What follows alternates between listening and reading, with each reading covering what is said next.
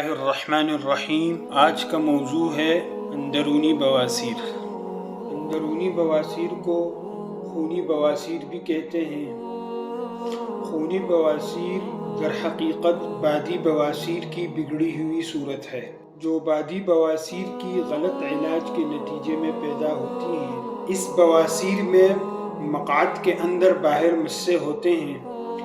اس کو خونی بواسیر اس لیے کہتے ہیں، اس میں خون کم و بیش آتا ہے۔ خونی بواسیر کی حقیقت: مقعد کے مقام پر بڑی آنت کے آخری حصے میں خون کے دباؤ کی وجہ سے وریدیں پھول جاتی ہیں۔ یہ وریدیں بڑی آنت کی دیواروں میں ملی ہوئی ہوتی ہیں۔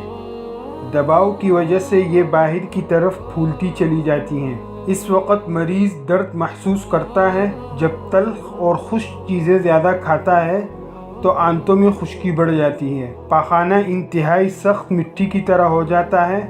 جب مریض زور لگاتا ہے، اس کو خارج کرنے کی کوشش کرتا ہے تو مسوں اور مقعد میں ورم آ جاتا ہے۔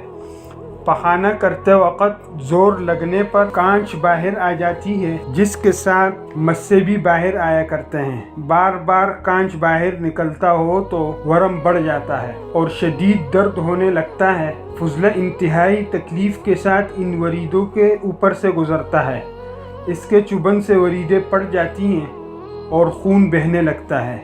یہ پھولی ہوئی وریدیں ہی مسے ہوتے ہیں، جو کہ مقعد کے اندر باہر دونوں طرف مختلف شکلوں میں ہوتی ہیں۔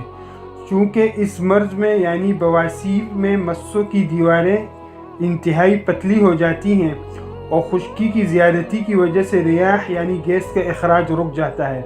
نتیجے کے طور پر وریدوں کے سروں پر دباؤ بڑھ جاتا ہے، جس سے باریک وریدیں پڑ جاتی ہیں اور سرخ سیاہی مائل مواد بڑی مقدار میں خارج ہوتا ہے، جس سے مریض کا رنگ پیلا پڑ جاتا ہے اور وہ لاغر کمزور ہو جاتا ہے، یہاں تک کہ چکر آنے لگتے ہیں۔ اور کبھی کبھار بواسیر منعکس بھی ہوتا ہے، یعنی بواسیری مسے اندر کی طرف مڑ جاتے ہیں۔